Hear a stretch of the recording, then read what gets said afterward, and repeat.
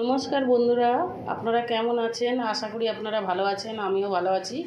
তো আমি আজকে কচুরলতি বানাবো চিংড়ি মাছ দিয়ে। কচুরলতিটা একটু ভাপিয়ে নেব। বন্ধুরা, আমি চিংড়ি মাছটা ধুয়ে পরিষ্কার করে নিয়েছি, এটা দিয়েই বানাবো কচু শাকটা।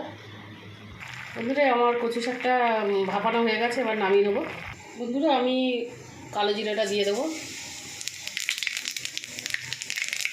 এবার আমি রসুন আর কাঁচা লঙ্কা দেবো এর মধ্যে।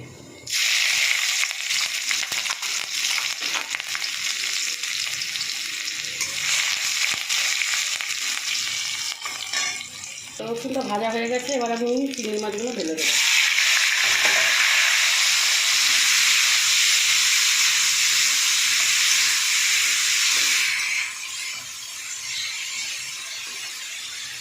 বন্ধুরা, আমার চিংড়ি মাছ ভাজা হয়ে গেছে, এবার আমি কচু শাকটা দিয়ে দেবো।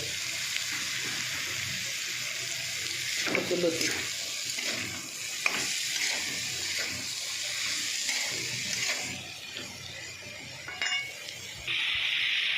বন্ধুরা, আমি তো সেদ্ধ করার সময়ও নুন দিয়েছি কচুরলতিতে, আর চিংড়ি মাছেও নুন দিয়েছি, আর নুন দেবো না। একটু হলুদ গুঁড়ো দিয়ে দেবো, আর একটু লঙ্কার গুঁড়ো দেবো সামান্য, আর কিছু দেবো না, এটা দিয়েই বানাবো। বন্ধুরা, আমার কচু শাক হয়ে গেছে, আমি এবার নামিয়ে নেবো। আমার ভিডিও যদি আপনাদের ভালো লাগে, আপনারা লাইক শেয়ার কমেন্ট করে দেবেন, আপনারা সাবস্ক্রাইব করে দেবেন।